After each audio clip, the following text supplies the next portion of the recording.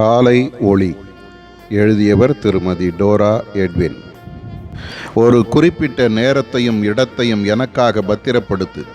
நடந்து கொண்டே நீ ஜெபம் செய்வது நல்லதுதான். ஆனால் நீ எப்போது என் பாதத்தில் அமர்ந்து என் முகத்தை உற்று நோக்குவாய்?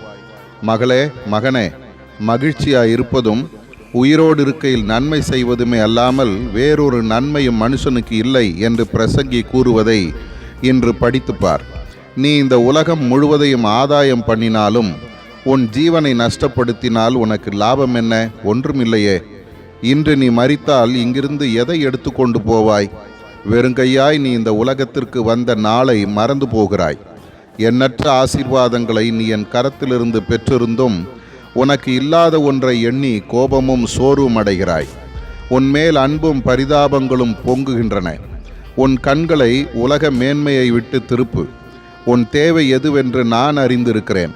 என்னிடம் ஏராளம் உண்டு. இந்த பூமியும் அது நிறைவும் என்னுடையவைகளே.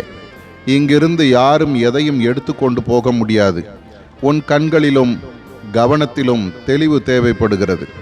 முடிவு பரியந்தம் உன்னை நடத்துவேன். மன உறுதியோடு என்னை பிரியப்படுத்தி வாழ கற்றுக்கொள். ஆதார வசனம்: மனுஷன் தன் செய்கைகளில் மகிழ்ச்சியாயிருக்கும் நன்மையை அல்லாமல் வேறே நன்மை இல்லை என்று கண்டேன்.